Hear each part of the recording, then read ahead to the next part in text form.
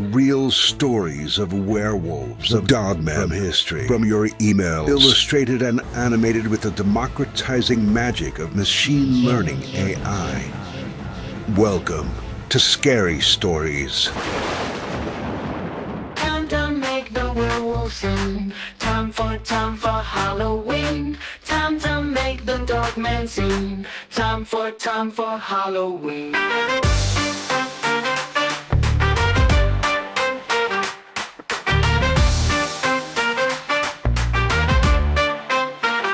If you be screaming, then you're Halloweening. If you ain't screaming, you ain't Halloweening. Then time to be scared of the mean old wolfman. Time to get away, at least if you can. Time to make the werewolf sing. Time for Halloween.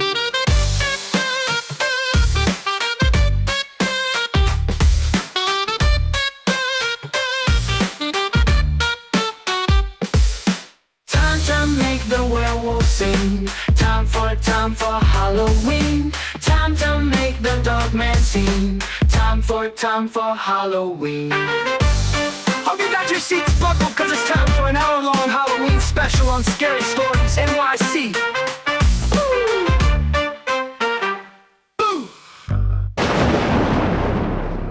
Halloween, Hollidaysburg, Hound.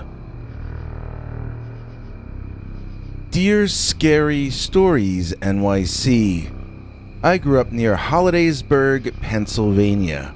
When I was a teenager, I had a group of friends who would hang out together in that area. On some days, we would get some more guys and play a baseball or softball game depending on what kind of equipment we had available. I remember more than one time when we started with a baseball, lost it, and continued with a softball. We didn't care, it was for fun. Our favorite field to play on was the large one behind the elementary school over there. I think it actually might have belonged to the high school or something, I don't know. There were 4 or 5 baseball fields in the area, and this was the second largest one. We loved it because the outfield wall was essentially the tree line of the forest, so it had a kind of Field of Dreams vibe to it. I know that was a cornfield or wheat or whatever, and we had a forest, but it was that same sense of natural awe and mystery in both cases, as though nature had collaborated in the creation of the field, making it more of a sacred act to play a game there than just a mere pastime. Looking back on it, I don't think we were supposed to be playing on any of those fields. I think they were all private property belonging to the schools that had all been built next to each other over there. Since there were never more than 12 or 14 of us max, and since we would play at times when the fields were unoccupied, nobody ever interfered with our unofficial impromptu baseball games. After each epic matchup, my core group of guys, there were between 5 and 7 of us depending on the day, would go hang out in the woods past the outfield for a while before it got too dark, then we'd each head on home. It was getting to be Halloween time this one year, which meant a lot to me personally. I was born about a half hour after Halloween, just missing it and greeting the world on All Saints' Day or All Souls' Day, November 1st, instead. It was also an exciting time of year for my friends because we were such big baseball fans. We loved the playoffs and the World Series, and a lot of the time we would play as though we were one playoff team against another. So that meant we would go up to the plate imitating the batting stances of the particular hitters as we had seen them hit on TV, and when possible, we would even try to copy the deliveries of the famous pitchers on either team. It was a lot like playing MLB The Show now, except we would actually be out there playing the games. The fields were less occupied in October, but it wasn't winter yet, so that was probably when we played the majority of our games each year. Okay, I know you're waiting for the Dogman part, but I needed to explain the scenario and why I was hanging out in the woods at dusk with a bunch of other guys. It wasn't anything weird, and we weren't worshipping Moloch or anything like that. We were just hanging out and being teenagers for a little while longer before heading home to be ordered around by our parents who wished we would either go back to acting like kids or just move out. It was our last bit of freedom for the day. I don't remember a lot of specifics about that time in my life, but I remember that we were trying to scare each other that night in the woods. It was close to Halloween, like I mentioned before, and we were trying to tell the scariest stories we could remember. I told the chicken heart story. Thump, thump, thump, thump. The chicken heart that grew so large, it crushed everything near it. Thump, thump, thump, thump. The chicken heart that grew so immense that it flattened an entire city, so vast that it had its own gravity and drew a helicopter down to crash into it. Thump, thump, thump, thump. I didn't succeed in scaring the others, but then they each took their turns and they sure as heck scared me. One of them told a story about a hook-handed killer who stalked the Lover's Lane, located just on the other side of these very woods. I didn't know there was a Lover's Lane around there yet, as I had not had a serious girlfriend, and I didn't have my driver's license yet. In fact, I don't even know now if there was one there. All I know is that my friend insisted there was. He made me believe it, and he made us all believe that a hook-handed killer liked to lurk in these very woods. That completely freaked me out. And when we thought we heard someone moving through the trees in the growing darkness, our first thought was not that it might be a deer. Our first thought was that it must be the hook-handed killer. We began backing out of the woods toward the outfield, watching behind us, as it sounded as though whatever was out there was approaching us quickly. It was just as I was at the edge of the wood line, standing at the border between the outfield and the forest, looking back at my friends coming up behind me, that I first saw the monster. I noticed its eyes as they glowed in the dark, which was hiding the rest of it. I thought it was a big cat at first, as illogical as that would be to find in that part of the world. It was because it appeared to be 4 or 5 feet tall, and it had eye shine. The thing is, those eyes then rose up in height to prove that whoever they belonged to was taller than any of us. I screamed at the sight of that, even before I had made out the full silhouette of the creature. Then my friends screamed too, some of them because they looked back and saw what I was seeing, the rest because our screaming had alarmed them. We broke out into full runs, racing back onto the playing field and out of the woods. The field was not lit up, but there was a lot more ambient light out there than existed under the tree canopy. When I reached second base, I turned around to see if my friends were all out of the woods and if the incredibly tall big cat was still following us as well. Well, my friends all made it out. I did a head count. I could finally see what was chasing us, but it was not a cat as I had expected. Standing there, upright and bipedal between 2 trees at the edge of the forest, was an over 6 foot tall, dog-headed caveman sort of a guy. He was dark gray or black, which explained why I only saw his eyes back in the woods. He was clearly taller than any of us, and I think we were all an inch or 2 under 6 feet at that point. I'm not good at judging height, but this was a tall fellow. His ears stood up on top of his head, almost like the ears on Batman's cowl. He had a massive, human chest and long, ape-like arms, but I did not see clearly what its paws or feet looked like. Maybe grass blocked my view, or maybe I just didn't make mental notes about those parts of what I was seeing. I was mainly trying to figure out if we were in the clear yet, or if it was going to continue to chase us. I think it was still considering its options as I got my one view of it. The Dogman, or whatever it was, stepped backward into the woods, but I knew it was still watching us as we continued to get on out of there. After we had gotten a few blocks away under the streetlights in front of private homes, walking down streets we had grown familiar with, one of us asked if the others of us had just done that as a Halloween prank. It's funny that none of us thought of that as it was happening, but only some minutes afterward, nobody was willing to take credit for having scared the living daylights out of the rest of us. So I am still, many years later, of the belief that what we saw was some kind of a real something. It couldn't have been a man in a costume, or at least it seems incredibly unlikely. Humans don't produce eye shine, so he would have had to be wearing contacts maybe, or a mask which gave off the illusion of eye shine.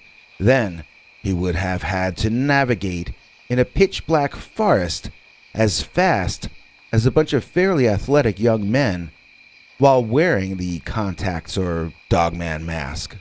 At some point, even Occam's razor says it's more likely to have been a real animal of some sort. Could it have been a bear? It didn't look to me like one, and it was able to move quicker than any upright walking bear I've ever seen. Could it have been a bear with mange? Sometimes they can look very dog-like. Bears with mange are sick, and they're usually losing their fur, revealing lighter colored skin underneath. This creature was dark all over, and its ears were pointed, not round like a bear's ears.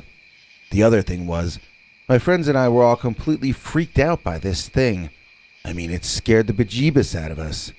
Would a bear have frightened us that much? Maybe, I guess, after hearing scary stories. The next day, the guys started acting like the whole thing was just a Halloween prank. I guess it felt less scary that way.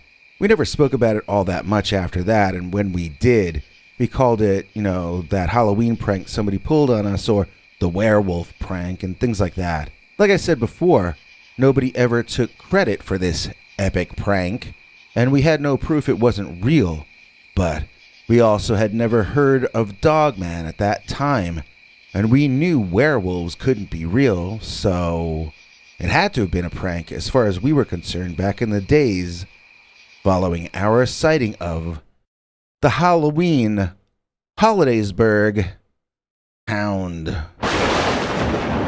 I'm Henry Lee Dogman, and I'm here to say we couldn't do this show without the fans who pay. Today's executive producer is Godzilla Tim. I'm sure that you've all heard of him.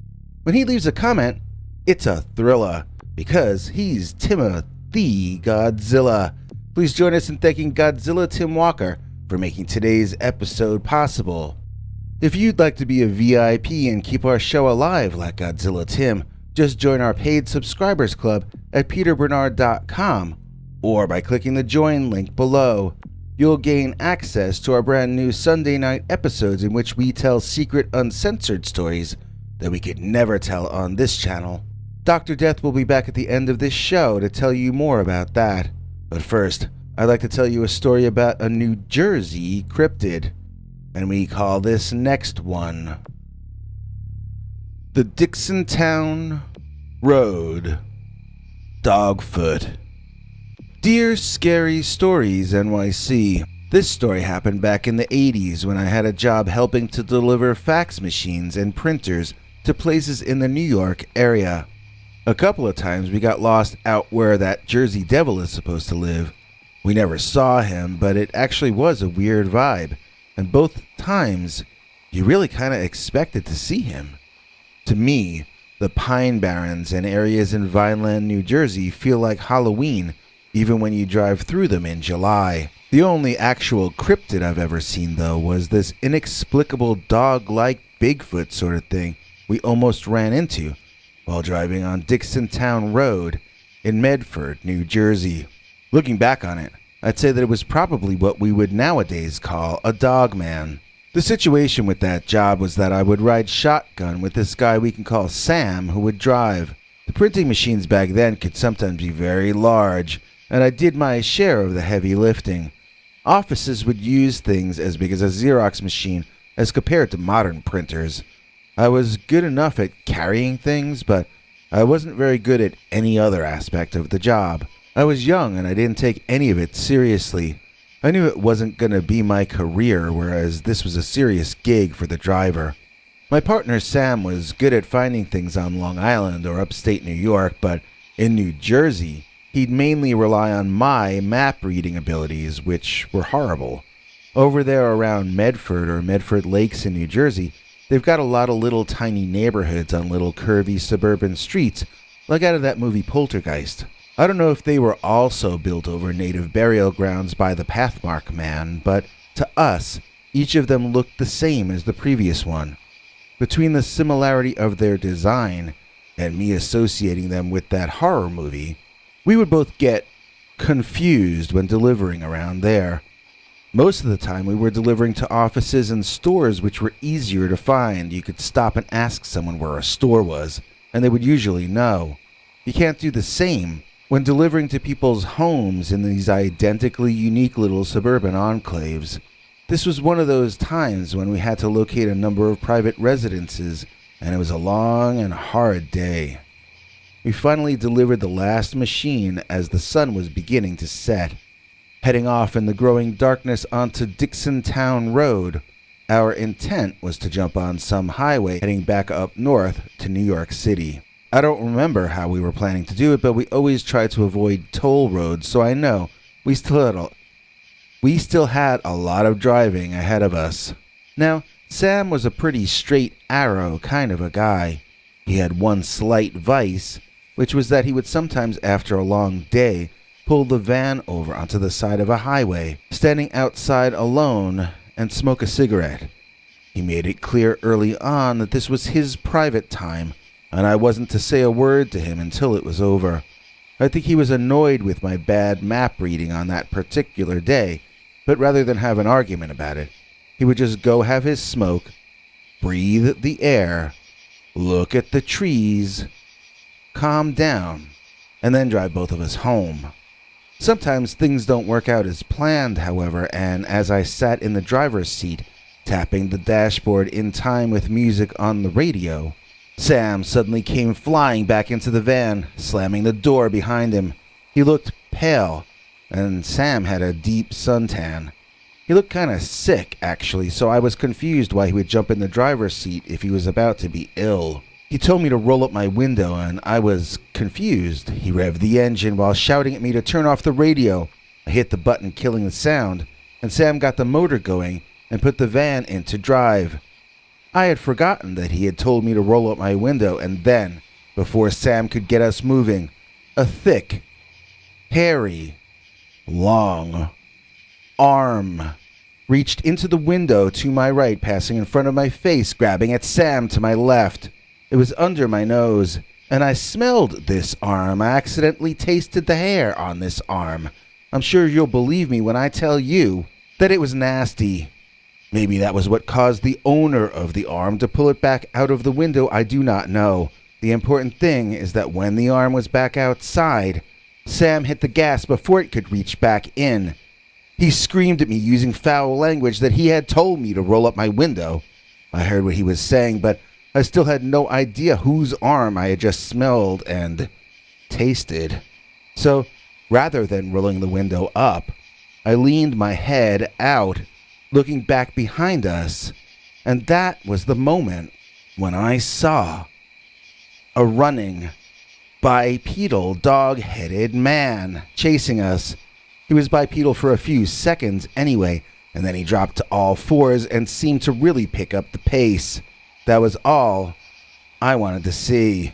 I pulled myself back in, rolled that window up, and informed Sam that it looked like the thing could run 50 or 60 miles an hour. Sam looked like he was about to shout at me more, but then I saw his eyes doing the math based on what I just told him, and he shut up and focused on getting us the hell out of there. I never looked in the rear view, and that van had one on the passenger side. I didn't want to see it again.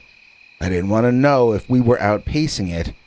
I just trusted Sam's survival instincts, and I stared out ahead of us. I could tell by Sam's posture and behavior when we were finally safe. Sometimes I wish I had monitored the creature's progress behind us, as it would make for a better and more detailed story to tell. The truth is, I was too scared to look out at it. Sometimes people say they experienced an unnatural sense of fear when they encountered a dogman. Having the arm of a big, hairy monster shoved in my face seems like something that it should be quite natural to have a great fear of. I'm not proud of myself, but I was very stunned by the experience when it happened. I was not prepared for anything like that to happen. I didn't even know that sort of thing could happen. The only hairy monster I knew about back then was Bigfoot, and they were only supposed to be in Washington State and Canada. That's what they used to say on TV back then anyway. They also used to say that Bigfoot was shy and afraid of mankind. I had never heard of a Dogman, and neither had Sam. We actually gave it our own name that we made up on the spot, Dogfoot. It was like a Bigfoot, but with a dog's head. People sometimes ask me if the creature had feet like a Bigfoot or like a dog, and I really didn't make note of that at the time. I know that the front arm seemed like the arm of a human, mixed with a chimp or gorilla when it was under my nose. When I saw it drop to all fours and run, though, it looked like a giant dog or a wolf to me. I guess that must be the answer to the question about the size of the feet. They must have been like dog legs for it to have run that way. Unless, and this is something I've only read about in a few cases, could it be possible that it had human or Sasquatch type feet when it was bipedal, but morphed into dog's limbs when it needed to run faster? I mean, if it were a werewolf we saw out there in New Jersey, then it could be a shapeshifter. Would it be that much harder to believe that a shapeshifter could have a few different Dogman-shaped models he or she could shift into? My sighting was so brief and was so bizarre that I can't rule the shape-shifting ideas out. That having been said, I do not recall actually seeing anything change when the monster dropped to all fours to chase us. When it did that, I felt really unhappy inside. I felt like we might be about to meet our maker, and I didn't know if we would make it back to New York City. I was sad. I was scared. And so it was not my best moment. Having those strange things happen on that night in the way they did changed me. I know people say things like that casually. Oh, that movie changed me. Oh, that reggaeton rap changed me. But having a Dogman's arm in my face, then wondering if it could outrun our van, that really scared me. It changed every moment of my life afterward. I'm concerned each time I turn a corner that a giant monster might be on the other side. I have a paranoia about opening doors. In my home, I have a video system set up with monitors outside each door. This way I can look inside the room on video before opening the door. Laugh if you will, but I've never accidentally walked in on a Dogman, and I credit my video system with that. Seriously though, I've been in therapy ever since then, and that's because I've got serious issues about what might be lurking in my blind spot. What's behind me? I look behind myself so often I sometimes resemble a schizophrenic, and I don't mean that in a rude way, I mean it in a literal way. I like to sit in front of mirrors so that I can see what's behind me without looking over my shoulder. Nobody has patience with this quirk about me, and I can't say I blame them. I can't say I blame myself either, though, because I'm the only man in history who can claim he tasted the Dixontown Road Dogfoot. A Dogman broke into our Halloween haunted house. Dear Scary Stories NYC, I am a guy from Michigan who spent one summer and autumn working with my Canadian cousin at a weird haunted house type exhibit up there in Canada back in the early 80s. I don't know if you'll be able to do the map thing that I've seen you do with my story, because I never returned to Canada, and that cousin passed on some years back. I do remember that my cousin lived in Sudbury, and two of his associates lived in Adamsdale, if that helps at all. I was always driven to and from work at the haunted house, and all I can remember is that it was on a 2-lane highway alone by itself, situated with woods all around it on either side, and across the highway too. There was a parking lot and our fake cemetery around the rear, and it was a pretty remarkable looking old mansion. The strangest thing to me about the place was how you could see it from the road. It could have been placed back further into those woods, but it was almost as though the house were afraid to go any further back there. Another weird thing about this place was that it was sort of almost a werewolf museum, or a werewolf wax museum, kind of. This was the early 80s, and it was Canada, so I should have been surprised to find a calmer and lamer version of an American haunted house attraction up there. Whereas in America, we'd have a guy dressed up as a monster or a maniac jump out and say boo. Up there, they had these nice-looking life-size statues and realistic-looking dummies all set up and on display. And then there would be guided tours, where some Canadian would take you from werewolf to werewolf, telling you a scary story that this particular werewolf was alleged to have been involved with. Some of the guides would refer to the werewolves as replicas of the originals, but others would insist that these were the real taxidermied and stuffed bodies of actual werewolves. That always made me giggle when I would hear that, and I tried to get the job of the tour guide, but I never did. They said my accent was too foreign sounding, which I took at the time as a joke. And now I'm not so sure how they meant it, because I did have a real Detroit accent back then, if anyone is old enough and Midwestern enough to remember what that accent sounded like. It's gone away as I've grown older. But anyway, I was there to move large things and guide people who got lost, to repatriate kids that lost their parents and that sort of stuff. They had this incredible supply of real life-sized werewolves, and the entire thing was werewolf-specific. They had this French term for them. They didn't say werewolves, but that was clearly what they were. They sure looked real. Well, not all of them, but most of them. In the late summer before the house opened, I got to spend a lot of time in this combination warehouse and artist shop, where this French guy and a team of snotty people would grind out these life-size werewolf dummies, made of some kind of wax or something, that they would then sew hair into. Can you imagine that? Sewing the fur into the werewolf dummies. The eyes looked shiny and real, too. These were master craftsmen, and they reminded me of that as often as they could.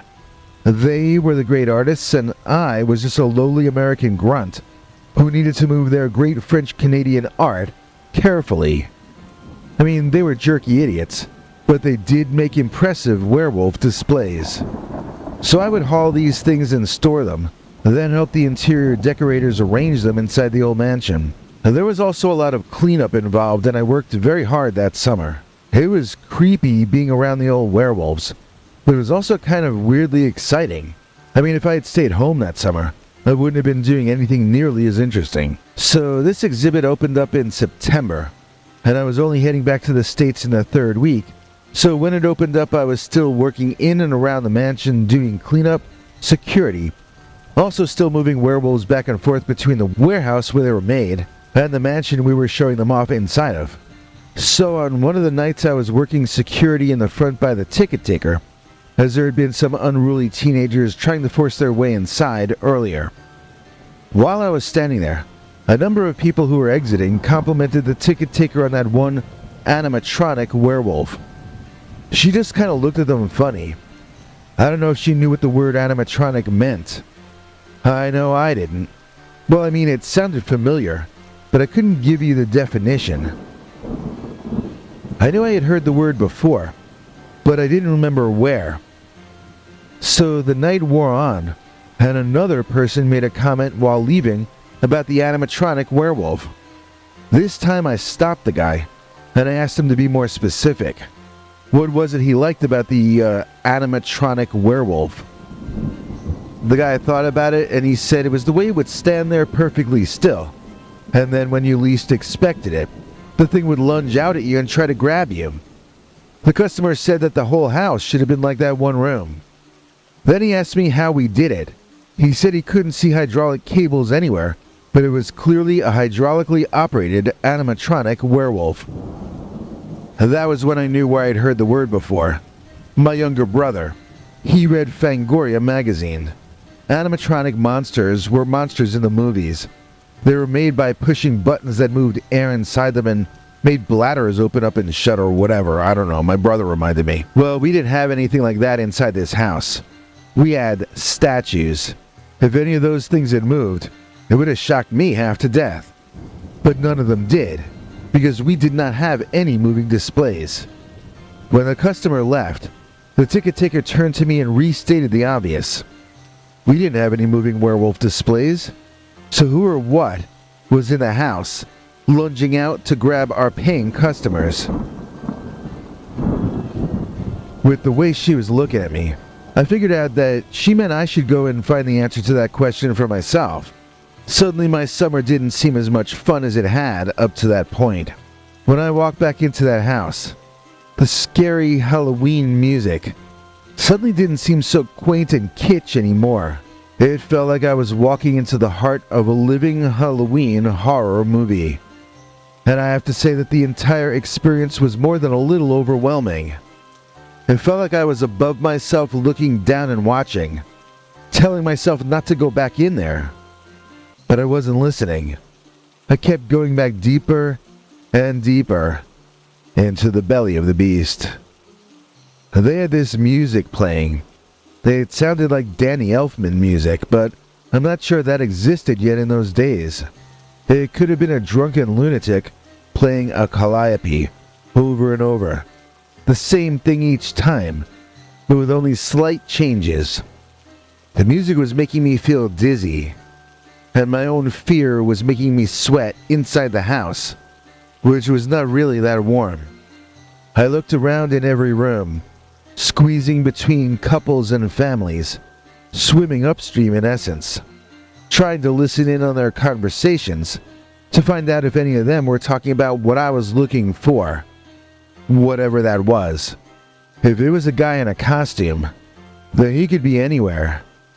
If it really was some kind of malfunctioning machine-operated werewolf dummy, then I would only really be able to notice it if I happened to be looking at it when it moved. Then I heard a few people screaming in the next room, and I realized there might be a second way to locate what I needed to find. People were now running out of that room toward me, with looks on their face of the real kind of fright, not the fun kind. I waited for my chance. Then I sprang into that room, where all the wolf statues were standing up, perfectly still. I asked some of the people outside the door what they were screaming about, and they told me the werewolf moved. I asked them which one, but nobody wanted to go back in there. I turned the house lights on in that room, and we could all see 3 perfectly still, upright standing werewolf-type figures. They all looked like dummies to me, even in the light. I didn't see one that looked more real than the others. Slowly, some of the people began walking with me back into the room. We all walked up to this werewolf in one corner. To me, it didn't really look any different from the other 2. But this was the one everyone was now slowly creeping up to. I watched its chest for signs of breathing, but I saw none. I looked around its eyes and its mouth, but I saw no signs of life in that creature. I was about to say just that to the small crowd gathered around me, but then that thing lunged at all of us. Pandemonium broke loose. We all ran out of that room screaming incoherently. It was my job to calm situations like this down, but I was screaming louder than anyone else. Some people got bruised, but there were no major injuries. We had to shut the place down and call both the police and some animal control types, who spent hours searching the place, but didn't find any animals larger than mice inside there. They basically blamed it on me since I was leaving for the States soon anyway. And then everyone went back to work. I was sore at them for blaming me. And I got into an argument with my cousin about it. I don't really know if the werewolf came back to bother them again after that or not, but I sure hope it did. I hope it cost them lots of business, because it wasn't fair that I should get blamed for this monster thing getting into their haunted house attraction. Some people think it was a guy in a costume, but I know it wasn't. I think it was a genuine French-Canadian werewolf. I honestly do.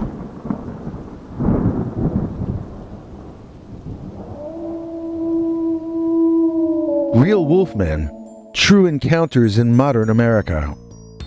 A lot of the stories we run on this channel are supposed to be true, but it's not like I have budget or time to look into any of the claims made. Someone who made her living looking into Dogman claims, though, was the late great Linda Godfrey. If you like the stories on this show, then you should check out this incredible audiobook from Linda called Real Wolfmen: True Encounters in Modern America. Linda goes back to the 1930s and tells a number of the better researched Dogman and werewolf stories of the 20th and 21st centuries. It's a great overview of the subject matter, whether you're new to it or even if you think you know all the stories. It's available in audiobook, audio CD, paperback, or Kindle forms at the address in the description for this video. The audiobook is over 8 hours and it's probably the best deal there. Plus, if you use the link in the description, supposedly you're helping us out here in some way that I'm still learning about. And now get ready, because here comes our first narrator from 2016, PQ River. Take it away, PQ. I angered a werewolf, or I got a werewolf man. Read by PQ River. Dear Scary Stories NYC. This happened many years ago, but I remember it like it's still happening now. I used to be a real smart mouth when I was younger, but sadly, my brain was never as smart as my mouth. I used to pick fights with bigger guys as a matter of course, and although I got my behind handed to me repeatedly, I survived each encounter. If it doesn't kill me, then it makes me stronger. That's a saying I made up. It's one of the wiser things I've ever said. Of course, I tend not to say too many wise things. I don't want to intimidate the folks around me with my intellect, because I crave the company of down-to-earth folks.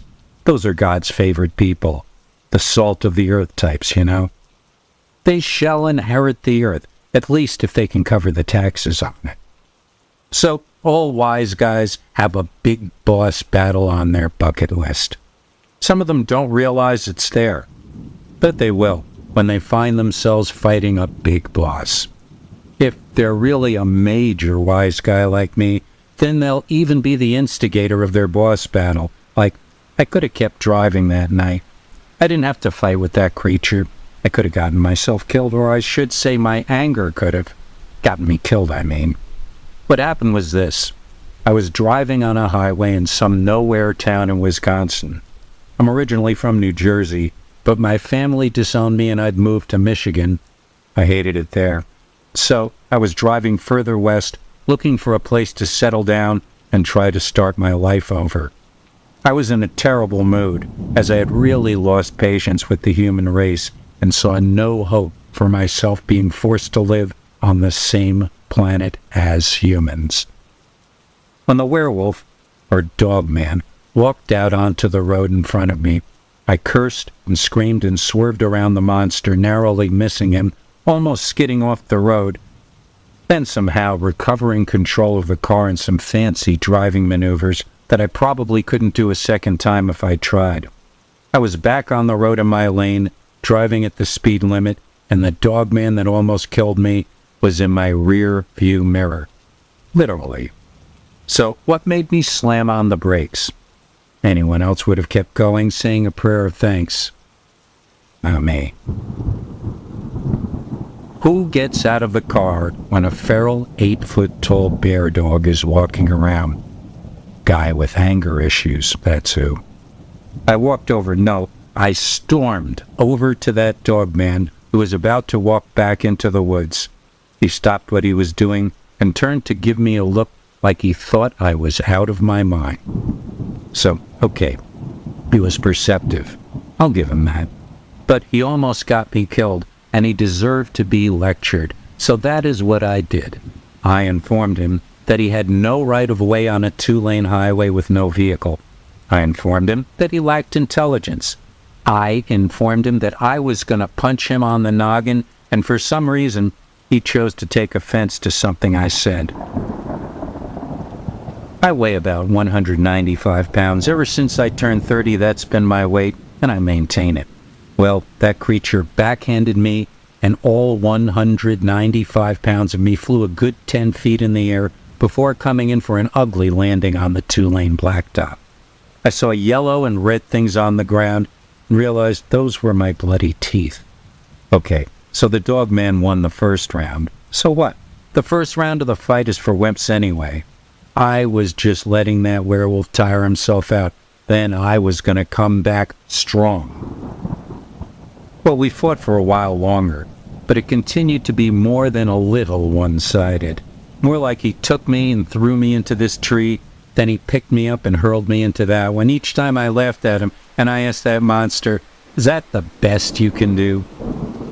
Well, eventually, I tried to lift my head and laugh at the Dogman, but nothing happened. I'd run out of gas, and I just lay there on the ground, lucky, be still breathing. I woke up when some guy beeped at me to get off the road. I was lying face down in the northbound lane, and I'm lucky he didn't run me over before he saw me. I got up and slept it off in the car, then drove myself into town to look for an emergency room. They asked me if I'd gotten into a fight with the Hulk, and I just said, yeah. One doctor told me I looked like I'd been dragged down the highway on my face, and I told him he was a psychic detective. I never really fully explained what happened while I was inside that hospital. I didn't want them to think I was injured inside my brain, too. I never saw any Wolfman creatures ever again, but I did once see something from a distance that I'm pretty sure was Bigfoot. He didn't have a fight with me, though, so that story isn't as much fun to tell. But that's really all I can remember about that time I angered a werewolf, or I got a werewolf mad.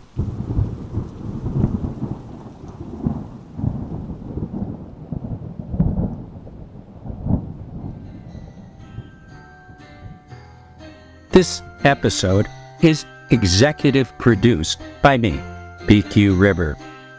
Catch the Overnightscape Central. You can even be part of it. It's every week at onsug.com. Scroll around, it's there, and we have a different topic every week with podcast hosts and just regular people participating in the merriment, and I personally invite you to onsug.com. If I wear a spinny hat, will I look all hunky? Will I look like that handsome chap from that TV show, The Monkees? Everybody wants a woolen cat. The scary stories, beanie hat. Everybody knows it's a natural fact.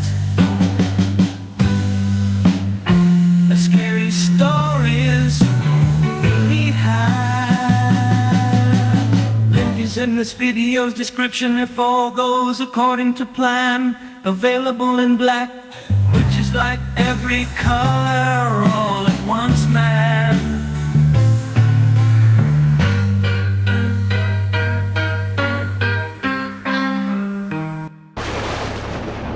The ghost that haunted Halloween. Dear Scary Stories NYC. I saw a ghost one time in my life, and it completely changed the lives of my entire immediate family. I'll tell you about it. My father's favorite holiday has always been Halloween. Mom's too, but in a different way. You see, at some point during my childhood, my mother became a practicing pagan or a practitioner of Wicca. To her, Halloween, or whatever she called it that I could never pronounce, was a sacred holiday. To me and Dad, it was all about the monster movies and the candy. My father calls himself Christian, but he never goes to church, and he seems more science-oriented than faith-based to me personally. He definitely did not believe in hell, or the devil, or ghosts being the spirits of the dead. To Dad, and to me too, I guess, ghosts were characters in movies and books and TV shows. We weren't exactly atheists, but we really didn't believe in any of that stuff. Not even Bigfoot or space aliens, which a lot of people do believe in.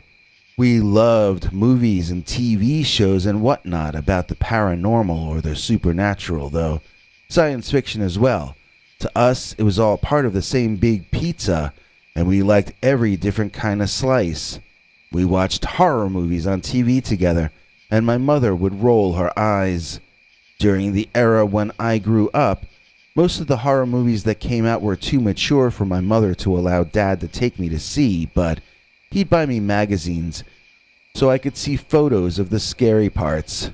But the big part of Halloween for my family was that each year, Dad and I would create a bigger and more elaborate display out on our front lawn. Some people do Christmas. We did Halloween. My mother was embarrassed by all of it when her Wiccan friends would see what we were doing, but none of them ever seemed as offended as she did. We were careful not to put any green-faced old witches out there, so generally Mom's pagan friends seemed encouraging about it. They could see how hard we worked, harder each year. We both really looked forward to Halloween, and we'd start planning and buying parts for each display in January or February, like right as soon as Christmas was over. Although I loved the ritual more than anything when I was a kid, by the time I was a teen, I had a steady girlfriend, and she didn't think that my dad's Halloween lawn show was very cool at all. I started finding excuses to get out of helping my father, and he actually hired a local carpenter to help him instead. Mom was extremely unhappy, but Dad was in bliss. Now things were getting built faster and far more professionally. Now Dad could really push the envelope and work on bringing his true vision to life. Dad began openly calling the lawn show this year his masterpiece. It actually was his best work, I have to say that. No longer was it just a display you could appreciate when walking or driving by. Now, it was an entire haunted house tour. Our house is quite old, and we have trap doors which lead to tunnels that are now sealed off, but used to lead to the docks. There was smuggling of some sort going on here, and some of the old wooden crates are still down there in the labyrinth below. Empty now, of course. Well, my father had built a pretty cool-looking dungeon in those tunnels under the house. He got a cast of about 20 local kids and teens to play prisoners and zombie jail guards, and it was really quite a show. Dad would be the tour guide, speaking in his Boris Karloff voice that sometimes actually sounded like Boris, but not usually.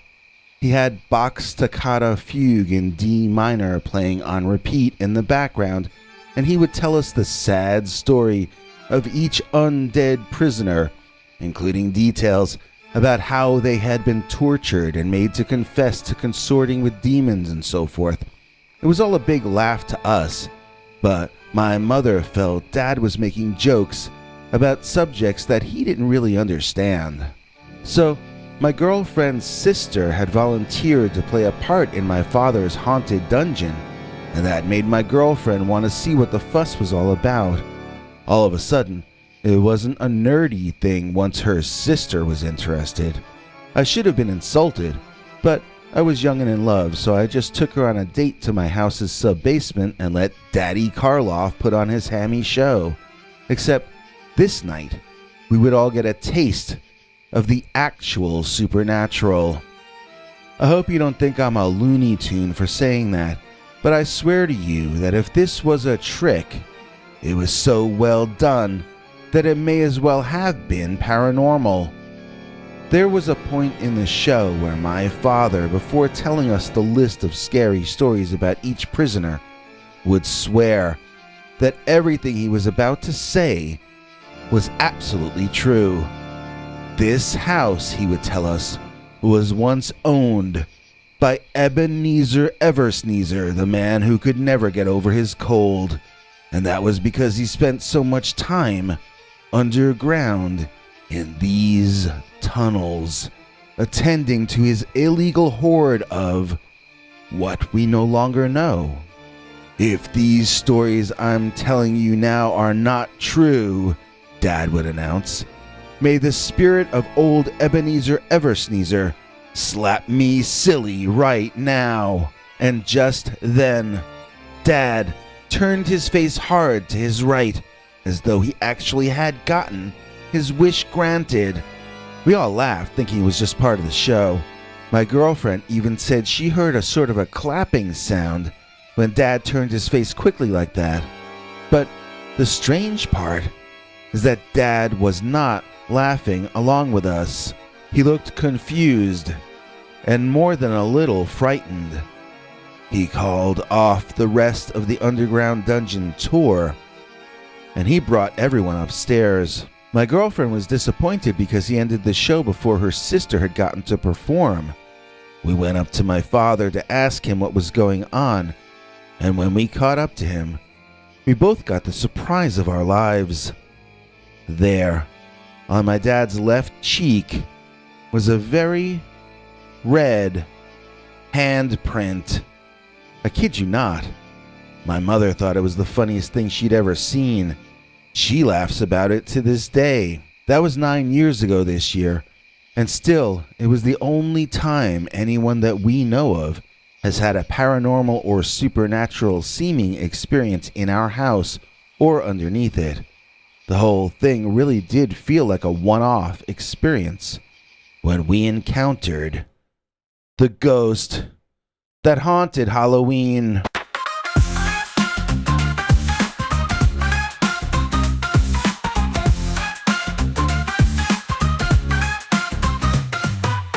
The warmer's over, face of deer. It's that hoodie time of year. And you know times are never dull when you've got the hoodie with the scary skull. Scary skull. Scary skull. Scary skull. Hoodie, scody, skull. Hoodie, skull. Scary skull. Pull over hoodie. Wear a toe string, it's a goodie. You can buy it without a prescription. Just follow the link in this video's description. The Dogman, who looked in my passenger window. Dear Scary Stories NYC, I've got a Dogman story for you. It actually happened to me. This was a while back, maybe 7 or 8 years, I don't remember exactly, but it was when I lived with this woman that we can call Bertha. She was nice when I met her, but after I moved in, she turned into a big nasty Bertha overnight. We had bought a car together, which I regret to this day. She got the world's worst GPS thingy and installed it, then insisted I had to use the crappy thing she bought.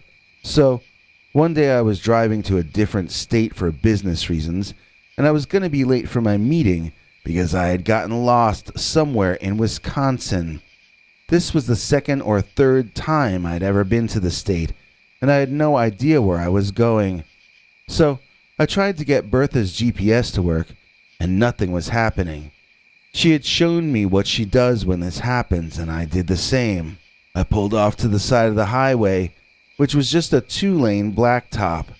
I stuck the GPS out the window, and I let it try to pick up a signal. Please, please, I begged it. Just tell me where I am. Just freaking tell me where I am. Waving it around in the air, I was getting no reaction whatsoever from the little piece of plastic garbage. It was at that point that the skies darkened. Thunder rumbled through the region, and water came pouring down from the sky, drenching my hand and that cheap plastic GPS box thing. My day was not going well, and it was about to get even worse.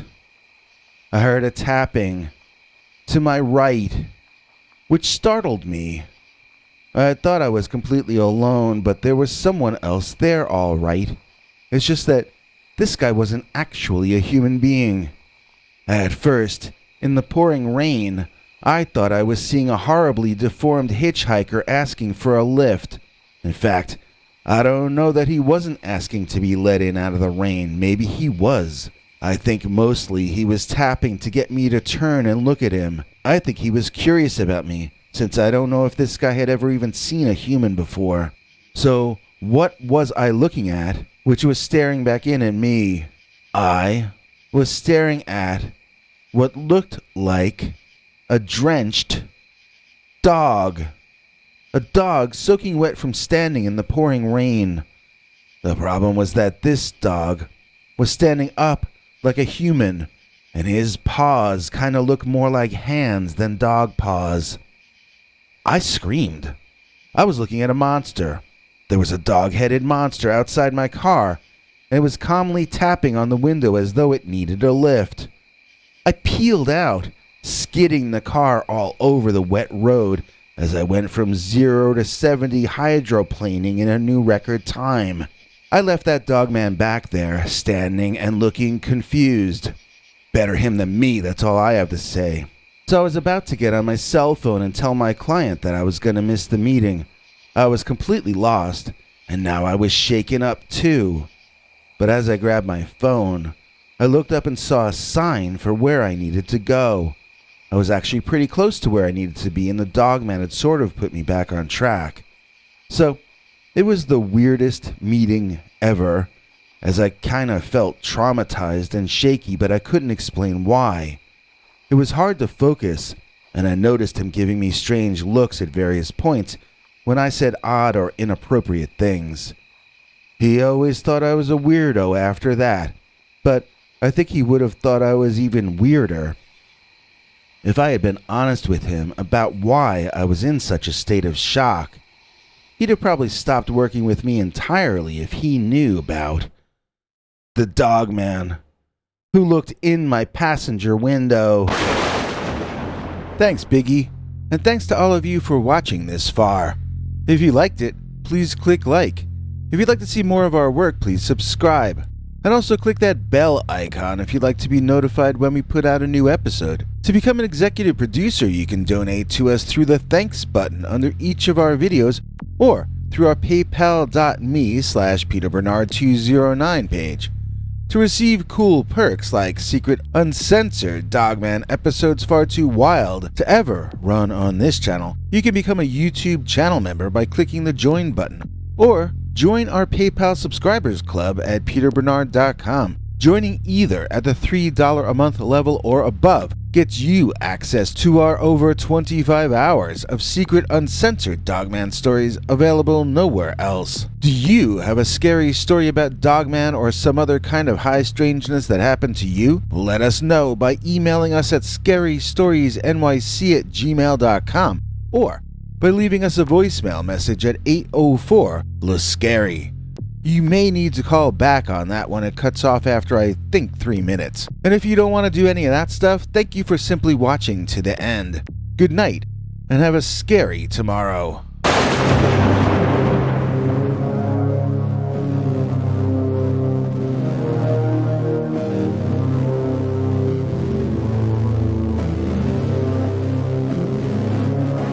Come back for more scary stories.